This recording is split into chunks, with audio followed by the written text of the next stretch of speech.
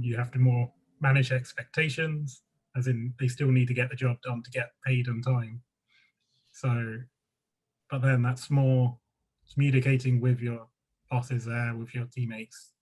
How can I all work together to get the best outcome, I guess.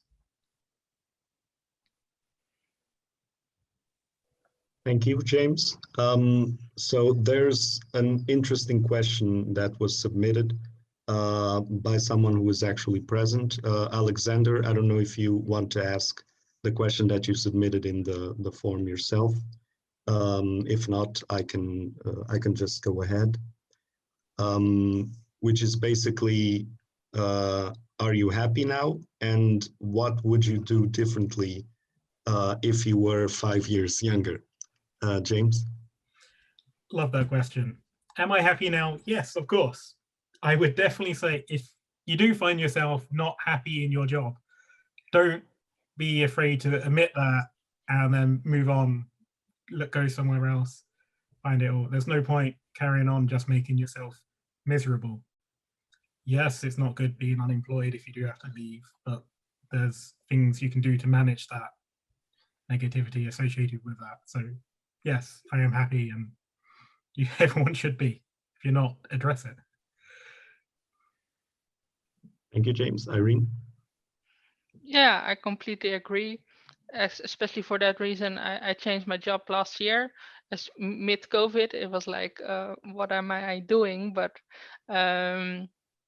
yeah, I think it's super important to be happy what you're doing right now, and if not, find a way to just try something else.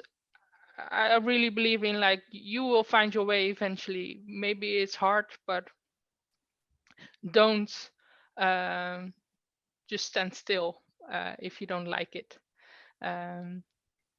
Yeah, so yes, I'm happy.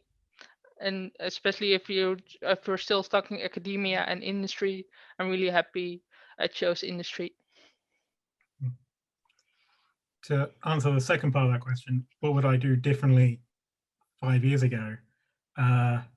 Truthfully, I would have studied to become a software engineer because it's a lot more employable than being an experimental physicist in a very niche area. So Irene's job is what I would have done different. Yeah, I think that sounds fair. So there, I think it's also interesting if we go to a question that was submitted by Henrik. In fact, do you miss physics or academia in some way, Irene? Yeah, well, like I said last week, I needed some physics and mathematical equations in my coding, and I was just really happy. I was like, the big nerd in me came up again. So yeah, in that way, I still miss it, but then again, I find the same joy in all kinds of different puzzles as well. It's just not the math problems or the physics problems, but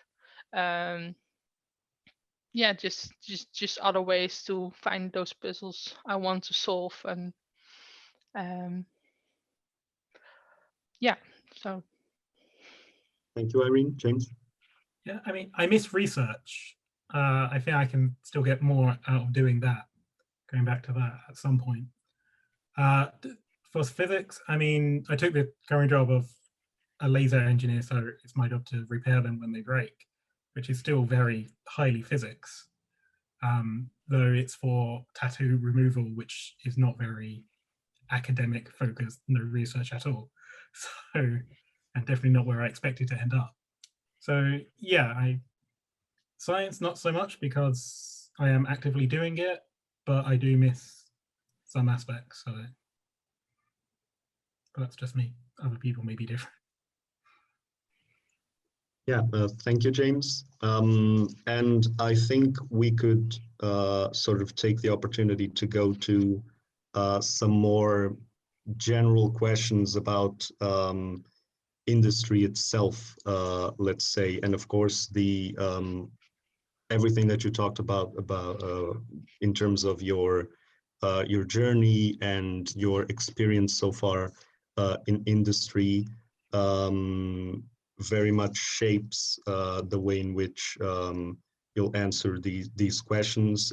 We just have a couple of pre-prepared questions on our side, but there were actually several questions from participants very much related to, in some way, to the concerns about the job market, let's say, or the distinction between academia and industry.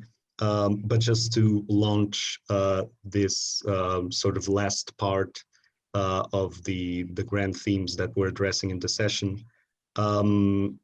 I think it's a very interesting question. Can a physicist have a freer lifestyle using part-time occupation in the physics industry when compared, for example, to academia?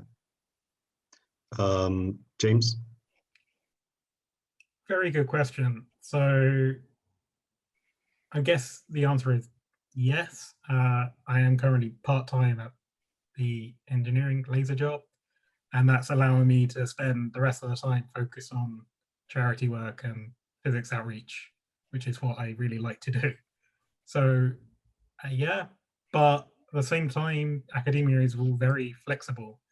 As I said earlier in the talk, at least my experience at the PhD, no one cared what you did as long as the stuff got done. So I spent all my time going to IAPS conferences as much as I could. I'm probably not doing the work, but it still got done. And so there's flexibility in both, yes, which is not the best answer, but. Thank you, James. Irene? Well, I have the same experience. So yes, academia is more flexible in the way you can make your own hours and decide when you do what. But then again, there is like you never do enough. So there's not like a 9 to 5, and so if you're not, if you have the time, you are working. At least that was my perspective. And then more in industry, it also depends on the job, but then yes, it's more like 9 to 5, but then you're also done. So then you have more flexible in a way that you have all your evenings, for example. But then, for example, now I'm working 9 hours a day for 4 days. So I always have a free day in the week. It really depends on the job. And I hope industry is getting better that the 9 to 5 mentality is going away a little bit, so people can schedule their day more like it's needed for them. So yeah, it's the same. It's like flexible in other ways, both of them. Yeah, if you can get a good employer, a lot of them are now very flexible hours on what you can work. Thank you, Irene. So there's an interesting question. I did have prepared to sort of ask you about the difference in terms of the possibility of getting higher pay depending on the academic degree that you're holding, which I think in some way you've already addressed. So there's an interesting question from a participant, which I'm not sure if from your own experience you can answer, but you might know some people who have also a direct experience in this sense. So for people who are very much inclined and focused on the theoretical side of physics, how fulfilled could they be in some kind of an industry job? And basically a second question, how intellectually demanding can an industry job be? Irene? Yeah, I think it really depends on the job. I feel like I'm being challenged just in another way. It's not like the theoretical part, but just finding a way to make the code do what you want to do it, and also make it readable and all stuff like that. Yeah, so I think it really depends on what do you get out of being a theoretical physicist versus what is available. But then again, there are a lot of jobs that are more in the research side as well, not theoretical only. But yeah, I think it's a really hard question. Uh, I believe there is always somewhere someone or some job that will fit you, but it may be really hard to find depending on what you need or want. Yeah, Irene? I agree with that too. It definitely depends on the job. The hottest job at the moment for a physicist is a data analyst right now. That's what every industry wants, but that can vary so much. Some of them, it's you're playing with Excel and nothing else, which probably won't be very fulfilling for a theoretical physicist. But then other at the same time, the same job role has programming AI for that industry, which probably would be very fulfilling. So look what's out there and go what you feel is interesting. Yeah. Thank you, James. So there's sort of a general question, which is always something interesting to address directly, although of course from answers to several questions, we can already sort of piece together what has been your experience of this. But basically, if you want to mention any other specific aspect that you would highlight in terms of the contrast between being in academia and being in industry. Also, if you want to include that from the lens of, for example, the difference between the private sector and the more research aligned public sector. James? Good question. Suppose it's what are you looking to get out of it? If you're dead set on a career in research and academia, you hands down have to be willing to travel all over the world. You can't stay in the same place. I really love London, but if I wanted to carry on in academia, I would need to move the country because that's just where the projects are. Because the only one doing my field is the university I'm in, and the industry, the academic industry, demands you to travel. But naturally, on the opposite side, in the industry, there's a lot more opportunities because there's a lot more businesses on my job. So it's more flexible. You can go where you want to. Thank you, James. Irene? I think I like to emphasize the different environments you have within industry and academia. For me, academia was always I didn't feel like smart at all. It's like there was always someone smarter than me. It's like a lot of pressure, publishing, and um, just yeah, I feel like I was always on in that case. And then in industry, it was for me like a completely different world again, like working together to form some kind of product or a goal you want to go to. And yeah, for me it was a big change in the beginning, and now I really enjoy it. Thank you, Irene. So there's sort of we're fast, very rapidly approaching the end of this session. So I just want to ask you a final question to both of you about any message of advice or any recommendations that you would like to leave in any sense, just general recommendations for physics students, or in the case of Irene, if you could also just mention advice for a future software engineer, which is one of the questions that was submitted. And I think we can begin with Irene. I think then for the first part, I think we've been saying that already. It's like, do what feels good for you. Even in hindsight, if another path would have been shorter, it doesn't matter, you will get there. So I think that's always good to keep in mind, whether you go further into academia or not. Specifically for software engineer, well, I started that job.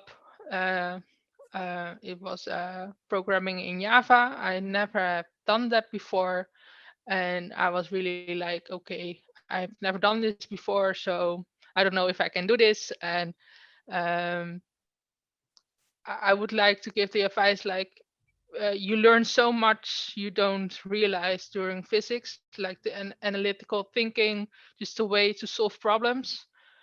And I really picked it up really quickly to learn the programming language and to think like a software engineer. So just don't underestimate yourself. It's like you can do a lot more than you think. Thank you, Irene. James? So the one lasting message I would want to put across is always remember that physics is fun.